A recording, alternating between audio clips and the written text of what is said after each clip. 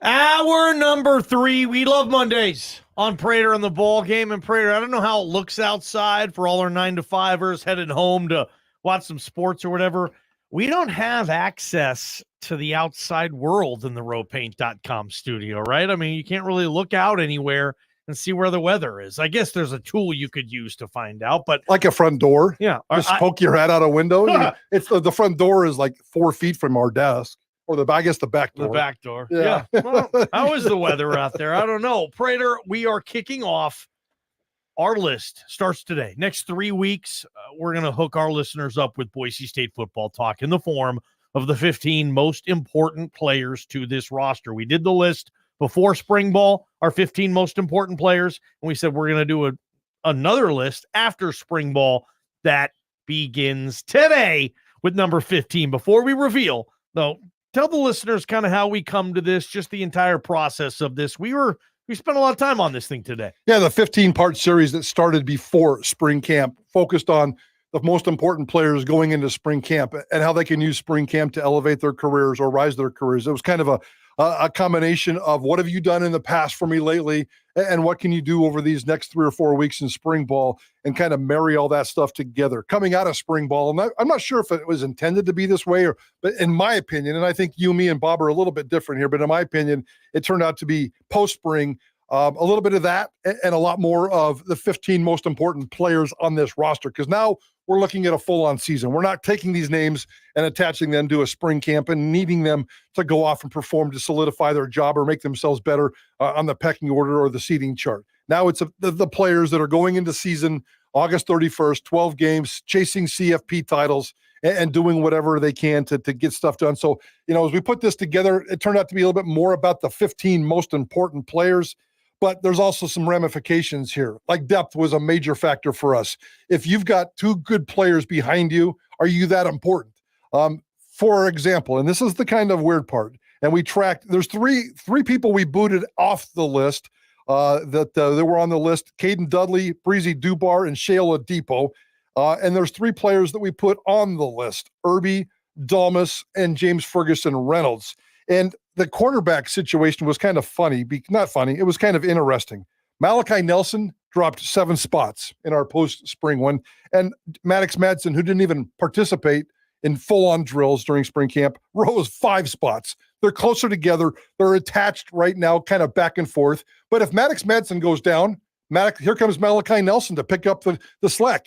Or vice versa. If Malachi Nelson goes down, here comes Maddox Madsen. Unfortunately, in the real world and the reality of it all, that makes them just a little bit more important, but certainly not important certainly very important to this football team. So that's kind of one of the things that we talked about. Benefield was the highest climber. He moved up 8 spots here.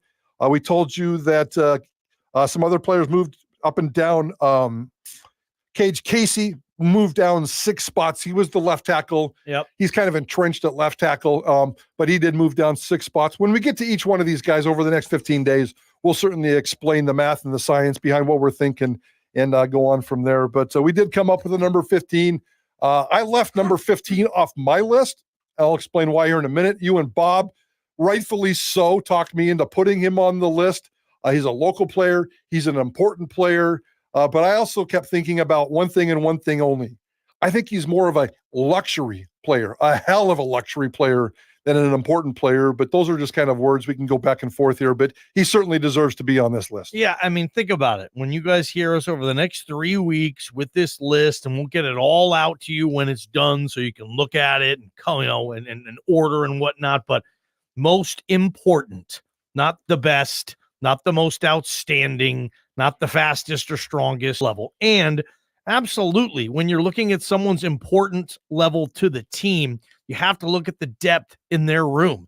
And if it is a jam-packed room where you're saying, hey, I could see 4 different receivers lead this team in catches this year, maybe that, takes the overall importance down a little bit. We spent a lot of time talking about the wide receivers in our production meeting this morning. And I thought maybe a Marshall, and you maybe thought Caples, and Bob I think Bob had Caples as well. There's others, but yeah, you're right. How could you say one wide receiver is more important than the other? And really it came down to look how Latrell Caples been there. He's done that. We know what you expect out of him. Is his ceiling as potentially high as as a Cam Camper or a Chris Marshall. I don't know. We'll see how that plays out. Yeah. Caples certainly needs to be on here after what he did in the spring. Yep. In terms of the return game, he may be your kickoff returner, your punt returner, or some kind of returner. He wants to be the returner. He thinks he's the fastest player on this team, and that's certainly an important role on a team that didn't even have a special teams touchdown last year. So we'll get to Caples down the road, down the deal, but that's kind of the mythology of where we went. But methodology, I guess, is the better word. Mythology. We're not talking about Greek gods here. We're talking about math and methodology. That's how we kind of came to our conclusion. Love it. Okay.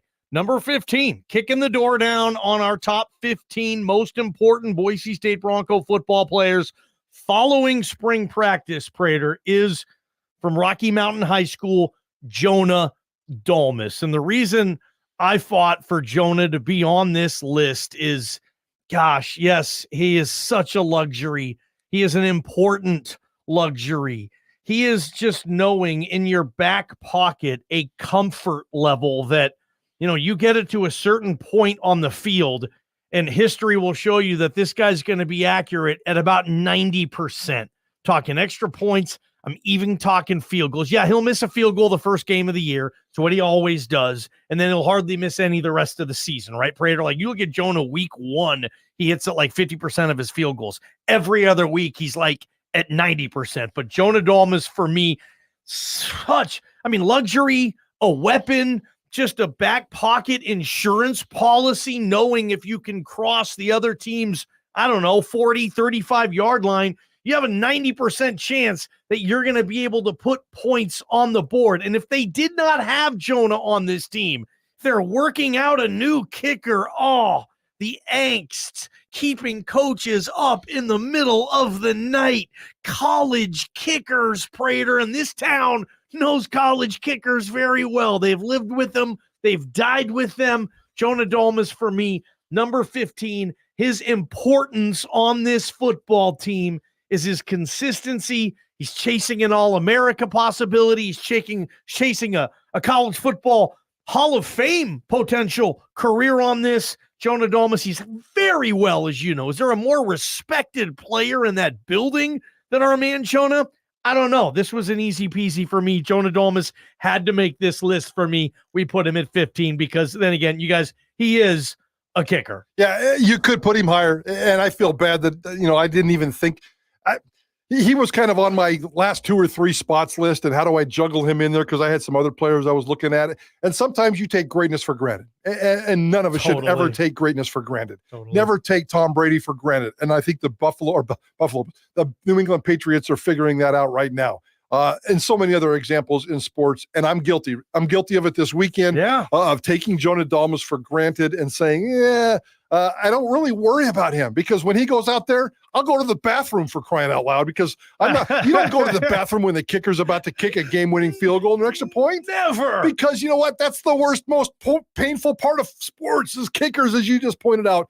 And we certainly know Boise State's history, but I get up and go to the bathroom when Jonah Dalmas kicks because I know exactly what he's going to do. I will no longer disrespect Jonah Dalmas. He's my favorite player on this football team. He's a local kid. He's as good as he can possibly be. He's best at whatever he's done at this position. He needs 36 points to break football's all-time scoring record. Kyle Brotzman has that from 2007 to 2010. Jonah Dalmas is going to just crush that record and become Boise State's all-time leading scorer, probably until the end of time. And the man demands all kinds of absolutely brilliant and spectacular. It needed to be said. Just the respect that he gets in that locker room. He might be a captain. I don't know if Boise State's ever had a kicker as a captain. We can kind of figure that out, or maybe you guys remember. But it certainly is rare if it ever has happened. And he is definitely an important part of this. So I apologize for not taking him seriously, for taking him too much at granted. Jonah Dalmas is clearly one of the most 15 important players on this football team. He's attempted 90 field goals in his career, and he's made 89% of them. I mean, that number, you just don't have percentages that high for college kickers. And Jonah, is he aware of history at his front door? Well, we talked to him during the spring practice, and here's what he had to say just about that topic, JP. Absolutely. I think that's a huge reason why I came back, too, for one more year. I had those goals from my freshman year to become the best kicker in Boise State history and in college football history. And so kind of having that vision in front of me is exciting for me because those are the goals I set out when I was, freshman Jonah. And so having that in front of me is something I want to chase and fulfill that goal. This is the time of year you can do it, but have you actually charted the 2 or 3 records and the goals that you want to chase? Or I just I don't like chart them. I know they're kind of in front of me because people talk about it, but I want to continue to have that chip on my shoulder and stay aggressive when I'm out on the field. And, if it ends up happening, it happens. And, but that's something I look forward to. Those are things that I chase. Those are the things that keep me aggressive and confident when I go out there. And most importantly, those are the things I, have in front of me that keeps me, having a purpose when I go out there. There you go. There you go from Jonah Dalmas and why he came back. And that's just another great reminder of what kind of a great teammate he is. We didn't expect him to come back. I don't think he expected him to come back. At one point, I think in December, I tweeted out that he was coming back. Maybe it was early in January because of what Spencer Danielson said at a press conference, and the media and some people down at Boise State. And I even had some text message exchange with Jonah Dalmas during that time because everybody said, he's not coming back. He's not coming back. He's not coming back. Yeah. And that was the consensus. And he found it to be smart. I think it's smart. He's not going to go off and chase NFL dreams yet. It's a really, really tough deal. Really, really tough deal. What there was 3 kickers drafted this last round. I think 1 punter and 3 kickers, or was it the other way around? 1 punter, 3 kickers. That's not a lot of jobs. No. There's 32 jobs in the entire planet, and there's probably less than 5 openings every single year. So it's brutal, and he's going to be a rock star here, and I love hearing from him. And in the history of college football, for any kicker that's had a minimum of 50 field goals attempted, only 3 players have a higher field goal percentage than Jonah. I mean, these numbers are insane, Prater. I think he's the number 1 all time in the Mountain West for field goal percentage. You're thinking, is there anything left for Jonah Dalmas to work on, or is he a completed project? We also asked him this question. Jonah Dalmas, what do you have to work on? Yeah, I want to continue to get as much distance as possible, be reliable in the 50-yard, 50-plus yard, 55-plus yard. Just kind of that, that mentality that anywhere we're at on the field, making sure that we, come out with points. And I want to be that guy. If we send me on the field, I want to, put it through and impact our team.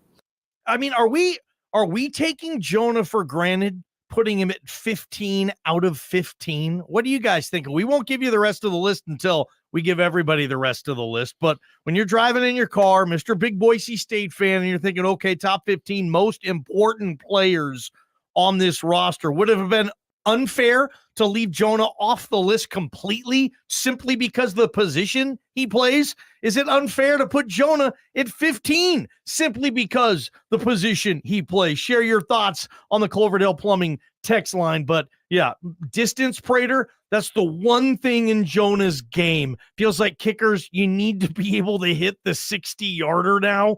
And that's the question we kind of have on Jonah if he can. But hey, dude, I'll take 90% on field goals from 50 and in, and that's what Jonah converts on. Yeah, and last year was a 56, 57, whatever it was, a career-long field goal. He showed us that length. We know for a fact he hit at least a couple of 60-yarders in practice during spring camp. We saw him, I believe, warming up for the spring game. He bounced one off the crossbar, if I remember right, but he said he has kicked him at that level, not consistently. I don't think he's 60-plus consistently yet, but we just needed him to get to that strength, that leg, and I think his leg has improved by 8 to 10 yards since he came here to Boise State in terms of the consistent length and the consistent distance. He's gone from 45 consistently to 55 consistently now, and if he could just push 5 more yards or get it close, I think this guy's clearly going to get a shot next year in the NFL no matter what. That at that point it becomes a numbers game, not a skill or a talent game. He's one of the best that's ever done it at Boise State, and deserves everything he can. So he was one of 3 again that did not make our pre-spring camp top 15 most important series list. The other 2 were JFR, James Ferguson Reynolds. So he's in front of us. He's in front of Dalmas, but we also think James Ferguson Reynolds can be an in-game difference maker. We're going to dive into that. And then the cornerback, Jeremiah Irby, also jumped into this list. Those are the 3 that we did not put on the pre-spring camp list that made the post-spring camp list. And once again, we dropped out return specialist Caden Dudley, who was in this spot last time, in this number 15 spot, because we thought he might have a chance to be an explosive punt returner or kickoff returner on a team that had nothing last year. And we were excited about his possibilities, but he didn't really come through in the spring.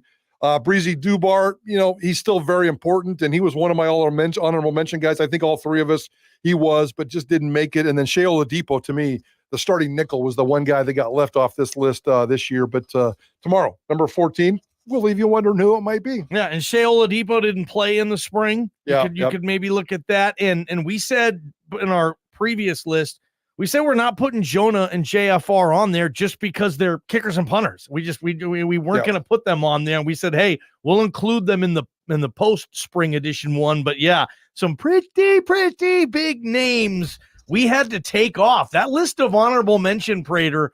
That's gonna be an interesting list once we reveal all this stuff too. So this is day one of our 15 show list. Jonah Dalmas, and it's funny just going back and looking at the stats. And I mean, there's a guy that is universally beloved and popular on this team. I even think Jonah could miss an easy kick and lose him a game, and they'd still love him. I think he's got that type of bulletproof. Maybe not. It is Boise, Idaho. They've lost games like that before, as you know. But no, man, with Jonah, man, that is a serious luxury and a very, very important piece to this puzzle. And Spencer Danielson was able to get him back. Share your thoughts, 208-424-9300, Double Tap Pub hotline, Cloverdale Plumbing text line. George Halani, he's a Seahawk. How did rookie minicamp go for the former Boise State running back over the weekend? Prater and I will chew on that again. And, possibly we got some soapbox stuff coming up. Some good stuff on KTIK. Don't miss anything. From the Beacon Plumbing Traffic Studios, this